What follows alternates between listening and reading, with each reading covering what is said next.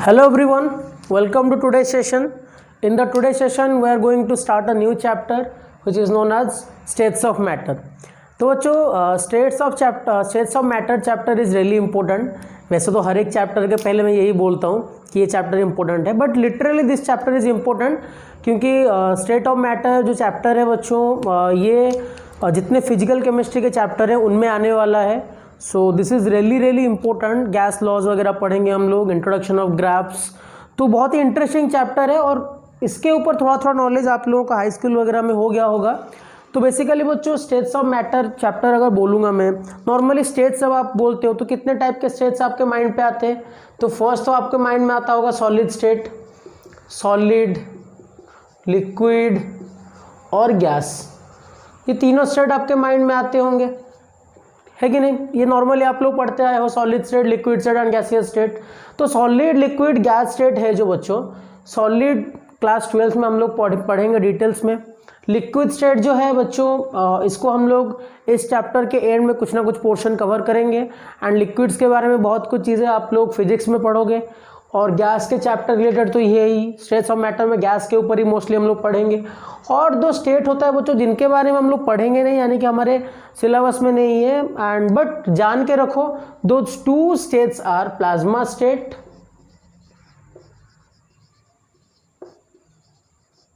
और एक है bore Einstein state.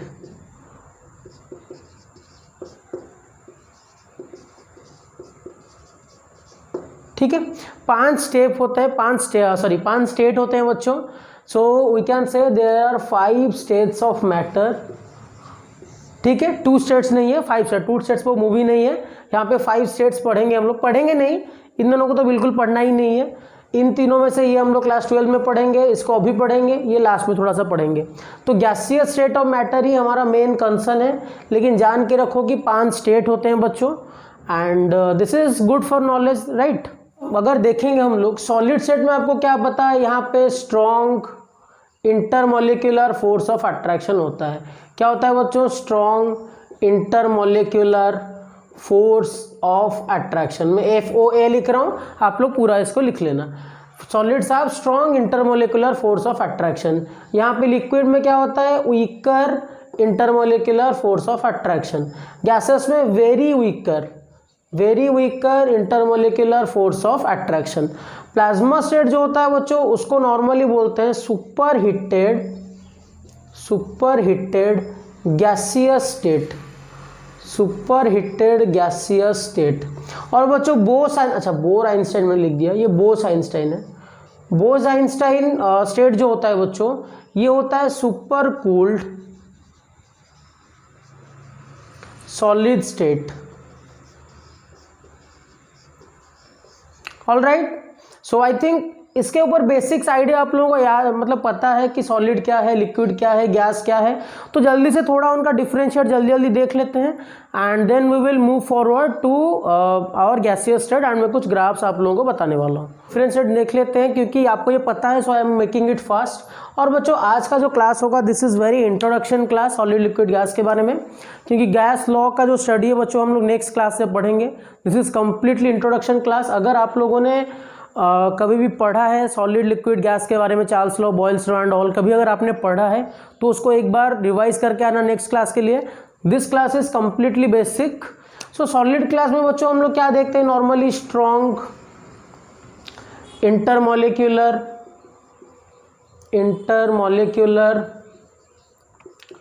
Force of attraction. यहाँ पे क्या होता है बच्चों? Weaker intermolecular force of attraction. क्योंकि सॉलिड में जो मॉलिक्यूल्स है बच्चों वो स्ट्रांगली अट्रैक्टेड होकर रहते हैं. ये बहुत सिंपल सी बात है, ये तीनों को मतलब एक्सप्लेन करने की ज़्यादा ज़रूरत नहीं है मुझे. और गैस में क्या होता है बच्चों? वीकेस्ट, इधर इधर कहीं पे भी घूमते रहते हैं. Weakest intermolecular force of attraction. All right. तो बच्चों सॉलिड स्टेट के बारे में और अगर बात करेंगे, आपको पता ही होगा इनका क्या होता है बच्चों. तो क्लास 6, 7, 3, 4 पढ़ते आ रहे हो. डेफिनाइट, शेप एंड वॉल्यूम होता है.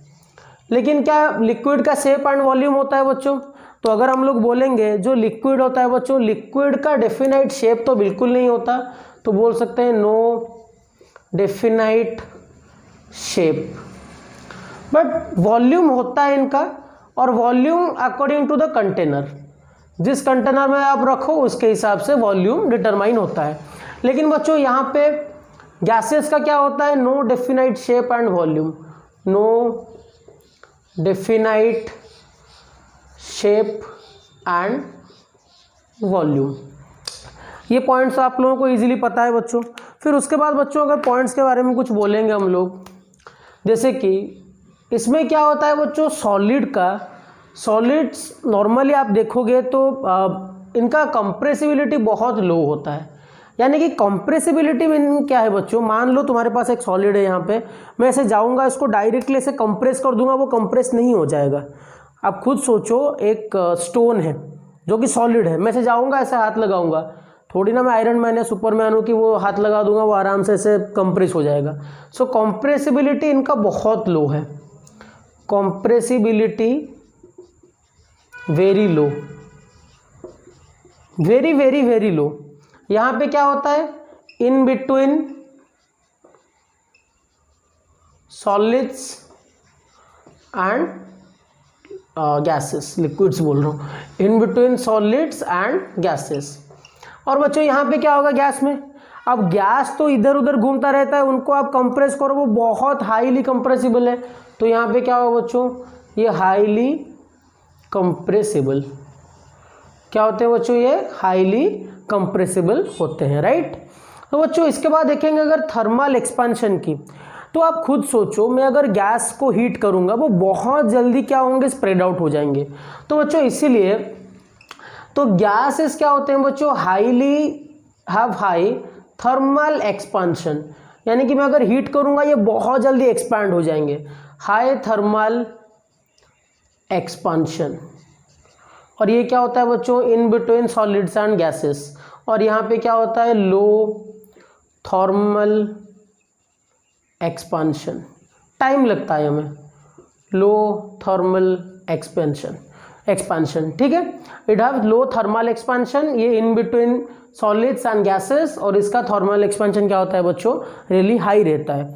So these are some basic points. और बच्चों अगर कुछ पॉइंट्स की बात करेंगे हम लोग, गैसेस में बच्चों बोल सकते हो gases are more reactive and energetic, gases are more energetic, क्योंकि इनके बीच में जो मॉलिक्यूल्स है वो रैंडमली मूव करते रहते हैं, तो एनर्जेटिक तो ऑब्वियसली ज़्यादा होंगे। और ये क्या है बच्चों, ये तो बीच में इन बिटवीन सॉलिड्स एंड गैसेस। और यहाँ पे क्या है बच्चों, लो एनर्जी, यानी कि बोल सकते हो सॉलिड्स पोजेसेस लो एनर्जी, ठीक है। तो कुछ बेसिक पॉइंट था बच्चों, और ये पॉइंट्स ऑलरेडी आप लोगों को मतलब पता है, आप लोग बहुत दिनों से ये सब पढ़ते आ रहे हो, बस थोड़ा सा मेंशन करना था इसलिए मैंने इसको डिफाइन कर दिया। तो ज़्यादा इंपॉर्टेंट नहीं है, और मैं आप लोगों को एक होमवर्क दे रहा हूँ, आप इनमें और 3-4 पॉइंट ढूंढ के ऐड करना, जो कि आप लोगों को पता है, बेसिक पॉइंट्स जो मैंने आप लोगों को बता दिया है। तो बच्चों इसके बाद हम लोग मोस्टली गैसियस स्टेट के ऊपर काम करेंगे, एंड लास्ट पार्ट में we will discuss about liquids. तो कुछ बेसिक पैरामीटर जो है उनको देख लेते हैं। तो बच्चों पैरामीटर्स की बात करते हैं। जब पैरामीटर्स की बात करेंगे हम लोग, जो पहला पैरामीटर आएगा that is going to be pressure, that's going to be pressure. तो बच्चों प्रेशर आपको क्या पता है, नॉर्मली फॉर्मूला आप अगर मैं पूछूंगा आप लोगों को प्रेशर का फॉर्मूला बता दो, आप लोग क्या बोलोगे, P equals to F/A, pressure equal to force per unit area, ये आपको पता है। यूनिट बोलोगे तो आप लोग बोलोगे न्यूटन पर मीटर स्क्वायर, और क्या क्या यूनिट होगा हम लोग सीखेंगे, वो उसमें कोई प्रॉब्लम नहीं है। लेकिन प्रेशर में ज़्यादा डिटेल्स में हम लोगों को नहीं जाना है। मैं अगर सिंपली बोलूँगा कि मेरे पास बच्चों एक कंटेनर है, जिस कंटेनर में मैं यहाँ पे क्या किया हूँ, जिस कंटेनर में मैं मान लो यहाँ पे गैसेस रखा हूँ, इस कंटेनर में मेरे पास क्या है बच्चों, गैसेस है। तो मान लो ये गैसेस क्या कर रहे हैं बच्चों, रैंडमली मूवमेंट कर रहे हैं, और ये गैसेस क्या है बच्चों, इस वॉल पे कोलाइड कर रहे हैं। फॉर एग्जांपल अगर ये यहाँ पे कोलाइड कर रहे हैं, तो यानी कि जब वो कोलिजन करेंगे वॉल पे, तो वॉल ऑफ कंटेनर पे जाके रैंडमली कोलाइड करेंगे, तो एक मोमेंटम क्रिएट होगा। ऐसा भी मतलब धक्का नहीं मारेंगे कि ये पूरा तोड़ के निकल जाएंगे, ऐसा भी नहीं है, इतना भी मोमेंटम नहीं क्रिएट करेंगे। तो रैंडमली ऑब्वियसली गैसेस ऐसे मूव जब करेंगे कुछ ना कुछ तो मोमेंटम वहाँ पे क्रिएट होगा। अगर मोमेंटम वहाँ पे गिर रहा है तो आप मतलब मोमेंटम अगर फील हो रहा है वहाँ पे, तो आपको पता है कि rate of change of momentum is known as force. तो वहाँ पे कुछ ना कुछ फोर्स क्रिएट हो रहा होगा, force per unit area is known as pressure. तो हम लोग बोल सकते हैं कि gases exert pressure due to collision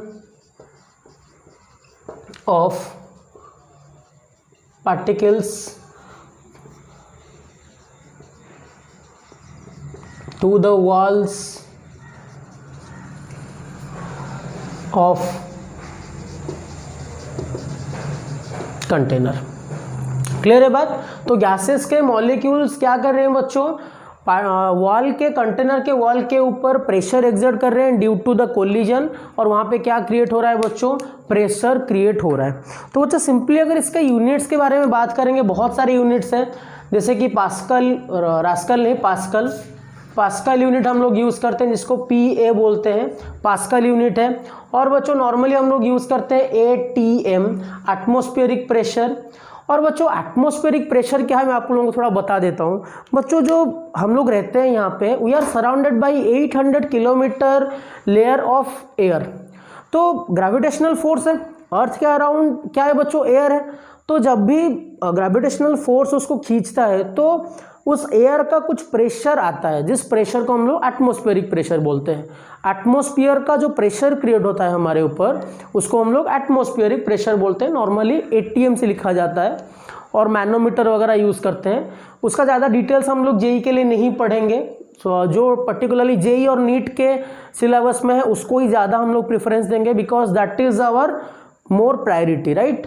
तो पास्कल है, ATM है बच्चों, और है बार, और आप बोल सकते हो पास्कल हो गया, ATM हो गया, टॉर हो गया। और बच्चों हम लोग यूज़ करते हैं mmHg, ये सब यूज़ करते हैं, ठीक है। तो नॉर्मली अगर बच्चों हम लोग स्टार्ट करेंगे कन्वर्शन के बारे में, इसके जो कन्वर्शन वैल्यूज़ हैं दोज आर वेरी इंपॉर्टेंट। और आपको ये रट्टा मारने की ज़रूरत नहीं है, JEE या नीट में रट्टा मारने वालों की वैल्यू नहीं है। अंडरस्टैंडिंग जिसका क्लियर होगा उसके लिए वो बहुत इंपॉर्टेंट है। तो बच्चों 1 पास्कल के ऊपर पहले 1 ATM के ऊपर आते हैं। 1 ATM इज इक्वल्स टू बोल लो 1.013 इंटू 10⁵ पास्कल। पहला पॉइंट याद रहा आपको, 1 ATM is equals to 1.013 into 10⁵। क्या इसको मैं ये भी बोल सकता हूँ 1.013 इंटू, अच्छा एक काम करते हैं, इसको मैं क्या करता हूँ बच्चों 100 से मल्टीप्लाई कर देता हूँ। तो इधर 100 से डिवाइड करूँगा तो 101.3 इंटू 10⁵ पास्कल। मैंने यहाँ पे 100 मल्टीप्लाई किया, इधर 100 डिवाइड कर दिया। बच्चों 10⁵ इंटू पास्कल को क्या बोलते हैं हम लोग, किलो पास्कल। तो क्या मैं यहाँ पे किलो पास्कल लिख लूँगा। 1 ATM इक्वल्स टू क्या हो गया 101.3 किलो पास्कल। और एक बच्चों कन्वर्शन है जिसको बोलेंगे हम लोग 1 ATM इज इक्वल्स टू 1.013 बार, ठीक है, 1.013 बार। तो मैं एक काम करता हूं बच्चों, आप लोगों को एक सिंपल वैल्यू दे देता हूं जिसको देख के आपको कन्फ्यूजन होने की ज़रूरत नहीं है। सिंपल एक टेबल में वैल्यू ले देता हूं, उसको यूज़ करके आप लोग कोई भी क्वेश्चन का आंसर कर सकते हो। 1 ATM is equals to 1.013 bar is equals to 1.013 into 10⁵ pascal. अच्छा बच्चों और एक बात बताओ, 1 ATM is equals to 1.013 into 10⁵ pascal, 1 ATM is equal to 1.013 bar. तो इसको और इसको हम लोग कंपेयर कर सकते हैं, यानी कि मैं बोल सकता हूँ 1.013 into 10⁵ pascal is equals to 1.013 bar. इन दोनों को मैंने कंपैरिजन कर लिया, तो यहाँ से ये दोनों को कैंसिल आउट कर लो तो क्या मिलेगा 10⁵ पास्कल इज इक्वल टू 1 बार। ये भी एक रिलेशन है, इसको लिख लेना, छोड़ो। तो यहाँ पे हम लोग आते हैं तो ऐसा इसको ऐसे भी लिख सकते हैं 760 टॉर, इसको ये भी लिख सकते हो 760 mm ऑफ Hg, या फिर लिख सकते हो 76 cm ऑफ Hg। ये टेबल को बच्चों याद रखना, इसके अलावा और कुछ याद रखने की ज़रूरत है ही नहीं। इससे आप लोगों का काम क्या होगा बच्चों, बन जाएगा। इससे क्या होगा, आप लोगों का काम बन जाएगा। 180 m is equals to 1.013 bar 1.013 newton to the power 5 pascal is equals to 760 torr is equals to 760 mm of Hg is equal to 76 mm of Hg। इतने में आपका काम खत्म। तो प्रेशर की बात तो हो गया बच्चों। देखो बच्चों, आप लोगों ने ये भी पढ़ा होगा वॉल्यूम। वॉल्यूम बच्चों बोलते हैं, वॉल्यूम का डेफिनेशन क्या है, इसको बोलने की मुझे ज़्यादा ज़रूरत है नहीं, क्योंकि बच्चों जो वॉल्यूम होता है आपको पता है, वॉल्यूम के मेजरमेंट अगर हम लोग लेंगे, इसका SI यूनिट जो होता है बच्चों, SI यूनिट आप लोग लीटर वगैरह में या फिर मीटर क्यूब भी इसका SI यूनिट से बोल सकते हो, metre into metre into metre. तो इसका अगर यूनिट या कन्वर्शन हम लोग लिखेंगे जो कि हमें यूज़ होगा बच्चों, 1 metre cube is equals to 1000 litre is equal to 1000 DMQ। ये हमें मोस्टली यूज़ होने वाला है। तो बच्चों क्या मैं यहाँ से ये लिख सकता हूँ 1 litre is equals to 1 DMQ, ये भी एक रिलेशन निकाल सकता हूँ मैं यहाँ से। 1 metre cube is equals to 1000 litre equal to 1000 DMQ। All right, क्या आपको ये समझ में आ रहा है? मैं यहाँ से ये भी लिख सकता हूँ 1 litre is equals to 1000 millilitre is equals to 1 DMQ। ध्यान से देखना, फिर से बोल रहा हूँ, 1 metre cube is equals to 1000 litre is equals to 1000 DMQ। 1 DMQ बच्चों डेसी जो होता है ना 1/10 होता है, डेसीमीटर क्यूब यानी कि 1/10 का होल क्यूब, 1000 इंटू 1/10 का होल क्यूब क्या होता है बच्चों, 1 होता है। तो इसलिए 1 metre cube equal to 1000 decimetre cube. इसमें ज़्यादा प्रायोरिटी नहीं दे रहा हूँ क्योंकि बच्चों ये आप लोगों ने फिजिक्स में ऑलरेडी पढ़ा होगा, सिंपली बस आप लोगों को रिवाइज करवा रहा हूँ मैं। 1 लीटर देखो 1000 लीटर इक्वल टू 1000 DMQ हो गया, तो 1 लीटर क्या हो जाएगा बच्चों, 1 DMQ। अब आपको पता है 1 लीटर होता है 1000 मिलीलीटर, जो कि हो गया 1 DMQ। 1 मिलीलीटर बच्चों 1 CM क्यूब होता है, तो 1000 मिलीलीटर क्या हो जाएगा, 1000 CM क्यूब, और 1 CM क्यूब बच्चों 1 CC होता है, तो 1000 CC भी बोल सकते हो। ये 3 रिलेशन मैंने लिखवा दिया, और बाकी इसका रिलेटेड जो भी क्वेश्चन आएंगे आप इंटर कन्वर्शन कर सकते हो। आई डोंट थिंक कि आपको कोई प्रॉब्लम आएगा इसमें, ठीक है। तो जल्दी से इसको नोट डाउन कर लो। जो थर्ड प्रॉपर्टी, थर्ड पैरामीटर सीखेंगे हम लोग, सीखेंगे टेम्परेचर। क्या सीखेंगे बच्चों, टेम्परेचर। और टेम्परेचर नॉर्मली आप लोगों को मैंने बताया हुआ था बेसिक कॉन्सेप्ट में। टेम्परेचर नॉर्मली बच्चों हम लोग क्या यूज़ करेंगे, केल्विन, केल्विन यूज़ कर लो, या फिर सेल्सियस, या फिर बच्चों हम लोग यूज़ करने वाले हैं फ़ारेनहाइट,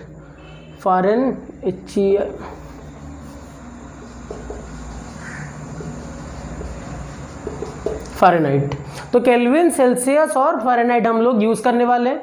तो केल्विन को ऐसे लिखते हैं डिग्री सेल्सियस, और फ़ारेनहाइट तो F है। तो इनका इंटर कन्वर्शन स्टोरी क्या है बच्चों, आपको पता है K is equals to Celsius में अगर कन्वर्ट करना है आपको, सेल्सियस यानी कि temperature at kelvin is equal to temperature of degree Celsius, ऐसे अच्छे से लिखते हैं इसको, temperature of degree Celsius plus 273, ये कन्वर्शन है। और बच्चों सेल्सियस और केल्विन में क्या कन्वर्शन है, C/5 is equals to F-32 divide by 5। और बच्चों एक सुपर ट्रिक मैं आप लोगों को बताने वाला हूँ। कोई भी बच्चों मान लो जेई में से कभी कभी नीट में से क्वेश्चन पूछता है, न्यू स्केल खुद से बनाता है, तो कोई भी स्केल का, कोई भी न्यू स्केल का जो टेम्परेचर होगा उसको बच्चों अगर हम लोगों को किसी में कन्वर्ट करना है, तो new scale minus freezing point F.P यानी कि फ्रीजिंग पॉइंट लिख के रखना, by boiling point minus freezing point, ये गिवन होगा नॉर्मली वाटर का गिवन रहता है, इक्वल्स टू, मान लो मैं केल्विन में कन्वर्ट कर रहा हूँ, T of kelvin minus 273 divided by यहाँ पे होगा 373 माइनस 273। मैं वाटर का हिसाब करके लिख रहा हूँ, ठीक है, 373 माइनस 273। आप लोग पूछोगे फार्मूला कहाँ से आया बच्चों, मैंने ये फार्मूला ना क्लास 7th में सीखा था। पता नहीं आप लोगों ने ये फार्मूला सीखा है कि नहीं, मैंने इस फार्मूला को क्लास 7th में सीखा था। C/5 बच्चों शायद ऐसे ही आता है, C/5 R/4 इस तरह का ही आता है ऑलमोस्ट। क्योंकि अगर आप लोग एक बार क्या करना, खुद से एक बार ट्राई करके देखो ये फॉर्मूला बहुत जगह पे काम कर रहा है कि नहीं कर रहा है, ठीक है। तो ये फॉर्मूला को थोड़ा एक बार याद रखना। इसके रिलेटेड एक क्वेश्चन है बच्चों, जो इस क्वेश्चन को मैं यहाँ पे लिखता हूँ, देन वी विल सॉल्व, ताकि आपको चीज़ें क्लियर हो जाए। क्वेश्चन लिख लिया है, जल्दी से क्वेश्चन को पढ़ लो, वीडियो को पॉज करो और जल्दी से मुझे कमेंट सेक्शन में ये बता दो कि इसका आंसर क्या होने वाला है। देखते हैं आप में से कितने बच्चे इस क्वेश्चन का आंसर सही दे पाते हैं। हालांकि मैं अगर ये फॉर्मूला नहीं देता, आई गेस बहुत लेस नंबर में इसका आंसर आता, लेकिन आई थिंक इसके बाद आप लोग आराम से इसका आंसर दे सकते हो। लेट्स सी कि आप में से कितने बच्चे इस क्वेश्चन का आंसर दे पाते हो। जल्दी से वीडियो को पॉज करो और बच्चों कमेंट सेक्शन में मुझे आंसर को बता दो। देखो मैं ही करता हूँ, आई होप आपने आंसर दिया होगा कमेंट सेक्शन में। तो देखो बच्चों, आंसर अगर इसका देखेंगे हम लोग, एक न्यू स्केल डिफाइन किया गया जिसको हम लोग T डिग्री सेल्सियस पे बोल रहे हैं, जिसका फ्रीजिंग पॉइंट, बॉइलिंग पॉइंट बच्चों क्या दिया है, 180 डिग्री सेल्सियस। अभी से बच्चों हमेशा याद रखना, जब भी फिजिकल केमिस्ट्री का क्वेश्चन करो ना, तो क्वेश्चन को तोड़ दो। पहला रूल क्या है, क्वेश्चन को तोड़ दो। क्वेश्चन को तोड़ के करेंगे क्या, क्वेश्चन को तोड़ के उसके डेटा को क्या करो, सजा के रख लो। उसके डेटा पहले तोड़ दो, उससे जो डेटा एक्सट्रैक्ट हो रहा है उसको सजा के लिख लो, फिजिकल केमिस्ट्री का क्वेश्चन हो गया। तो बच्चों पहले बॉइलिंग पॉइंट क्या दे दिया बच्चों, इसके हिसाब से न्यू स्केल के हिसाब से वाटर का बॉइलिंग पॉइंट हो गया 180 डिग्री सेल्सियस, जो कि उसके हिसाब से दिया है। और फ्रीजिंग पॉइंट दिया है बच्चों उसके हिसाब से 30 डिग्री एस। तो बच्चों वो पूछा है कि अगर इसके 80 डिग्री एस को हम लोगों को क्या करना है, जो न्यू स्केल बना है ये क्वेश्चन में पूछा है, इसको हमें केल्विन में कन्वर्ट करना है। तो क्या कर सकते हैं हम लोग, तो सिंपल आंसर कर दो। टी ऑफ न्यू स्केल में कितना दिया है, 80। ये फॉर्मूला को लिखो, फिर उसके बाद ये लिखो, टी ऑफ न्यू 80 है, माइनस फ्रीजिंग पॉइंट कितना है बच्चों वाटर का, 30 डिवाइडेड बाई 180 माइनस 30, क्योंकि boiling point minus freezing point is equals to क्या होगा बच्चों, टी के यानी कि टेम्परेचर इन केल्विन हमें निकालना है, 273 डिवाइड बाई 373 माइनस 273। और यहाँ पे बच्चों जीरो और मत कर देना, क्योंकि जो फ्रीजिंग पॉइंट बॉइलिंग पॉइंट हम लोग लिख रहे हैं वो हम लोग केल्विन के हिसाब से लिख रहे हैं। तो सिंपली क्या करेंगे बच्चों, सॉल्व करके देखो, 80 माइनस 30 ये हो गया 50, नीचे हो गया 150, 50 बाई 150 कितना होता है बच्चों, 1/3। तो 1/3 इक्वल्स टू क्या हो जाएगा बच्चों, T K minus 273 divided by 373 minus 273 कितना आएगा बच्चों, 100। तो 100 को इधर ले लो, तो 100 divide by 3 is equals to T K minus 273। 100/3 कितना होता है बच्चों, 33.33 is equals to T K minus 273। तो बच्चों इसके टी के क्या मिल जाएगा, 273 प्लस 33.33। तो आंसर आ जाएगा बच्चों 306.33, ये आ जाएगा केल्विन में आंसर। बहुत अच्छा खासा क्वेश्चन है बच्चों। ये क्वेश्चन ज़रूरत पड़े तो एडवांस लेवल के क्वेश्चन टाइप में भी आप काउंट कर सकते हो। इतना क्वेश्चन में ज़्यादा फंडा है नहीं, लेकिन थिंकिंग लेवल के ऊपर बहुत डिपेंड करता है। डायरेक्ट फार्मूला पुट करो और आंसर आप लोगों को मिल जाएगा। नॉर्मली बोर्ड के सिलेबस में CBSE में ऐसा क्वेश्चन आपको देखने को नहीं मिलेगा। तो आप बोल सकते हो 8, 9, 10 का ओलंपियाड लेवल क्वेश्चन है, तो कोई प्रॉब्लम नहीं है इसमें। मैंने क्लास 7th में सीखा था, तो आई थिंक बच्चों आप लोगों को ये समझ में आ गया होगा। तो आई थिंक आप लोगों का मैथमेटिक्स चैप्टर में कोऑर्डिनेट ज्योमेट्री स्टार्ट हो गया होगा, आई एम गेसिंग दैट। तो अगर हो गया है तो बहुत अच्छी बात है, या फिर कंप्लीट अगर हो गया है, या फिर आप लोगों को ग्राफ के बारे में आइडिया आ गया है तो बहुत अच्छी बात है। लेकिन बच्चों हम जो केमिस्ट्री में यूज़ करते हैं ना ग्राफ्स एंड ऑल, तो बहुत रिस्ट्रिक्ट, मतलब बहुत लिमिटेड होता है। हम लोग केमिस्ट्री लोग चाहते हैं कि कितना स्ट्रेट ग्राफ आ जाए तो हमारे लिए अच्छा है।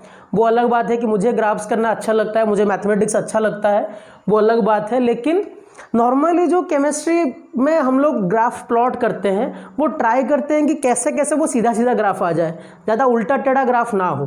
तो नॉर्मली अभी हम लोग गैस लॉ में 3-4 टाइप के लॉ पढ़ेंगे, Charles law, Boyle's law, Avogadro's law, ideal gas law. तो इन सब में ग्राफ का बहुत इंपॉर्टेंस है। तो बच्चों अगर जो चैप्टर स्टार्ट हुआ है अभी, इसका 2 पार्ट हम लोग करें ना, तो एक होता है आइडियल, एक होता है रियल पार्ट। तो बेसिकली एडवांस लेवल जो क्वेश्चन है वो रियल पार्ट के ऊपर ज़्यादा फोकस करता है।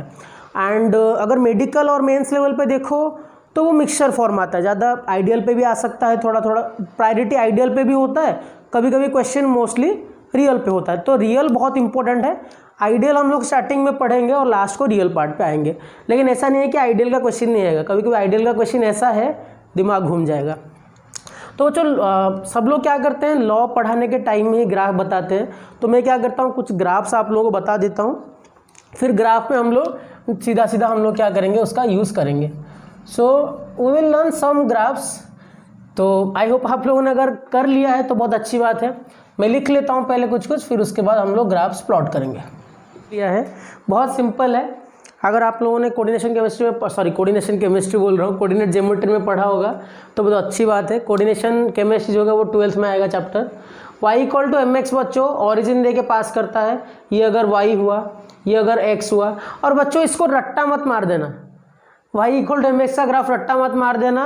आपके मैथमेटिक्स सर आपको बहुत अच्छे से पढ़ाएंगे कोऑर्डिनेट ज्योमेट्री, फिर अगर ख़त्म हो गया तो अच्छी बात है और आपको फिर ये बहुत हलवा लगने वाला है। लेकिन अभी के लिए मैं बता रहा हूँ तो रट्टा मत मारना, समझो। y equal to m x origin दे के पास करके जाता है ग्राफ, कोई भी c, जो c होता है बच्चों यहाँ पे ये इंटरसेप्ट होता है। अगर ये ग्राफ को मैं थोड़ा सा ऊपर उठा दूँ और ये बच्चों क्या होता है, ये जो एंगल थीटा होता है हम लोग बोलते हैं tan theta is equals to m which is slope. And y equal to m x plus c अगर करते हैं बच्चों, इस पार्ट को हम लोग बोलते हैं इंटरसेप्ट। इसको क्या बोलते हैं बच्चों हम लोग, इंटरसेप्ट। c क्या बोलते हैं, intercept. This is intercept, intercept. और ये किसका ग्राफ होता है बच्चों, y is equals to m x plus c का, और यहाँ पे ये होता है थीटा, ठीक है। And slope equals to, slope m equals to tan of theta. y equal to m x plus c का ग्राफ ये है। तो बच्चों यहाँ पे देखो, जब y equal to minus m x plus c होगा तो ये लाइन ऐसा है, पॉजिटिव स्लोप यहाँ पे, तो यहाँ पे नेगेटिव स्लोप का लाइन ऐसा हो जाएगा। सेम थिंग है, यानी कि ये हो गया c और ये हो गया y equal to m x plus c, बस लाइन उल्टा हो गया ऐसे, y is equals to minus m x plus c, slope जब का वैल्यू नेगेटिव गिवन हो, ठीक है। और डिटेल्स में भी पढ़ेंगे हम लोग, इसमें कोई आप मैथमेटिक्स में पढ़ोगे y equal to minus m x plus c का लाइन ये ऐसे था, अब सोचो कि मैंने इसको ऐसे कर दिया, एक्चुअली ये y equal to m x plus c का लाइन है। अगर सेम ग्राफ पे मैं बनाऊँ ना बच्चों, तो यहाँ पे अगर मैं ऐसे कर दूँ थोड़ा सा इस तरह का होगा और यहाँ पे एंगल ये होगा थीटा। एग्जैक्ट वैल्यू लेके जब आप करोगे तो ज़्यादा क्लैरिटी आएगा।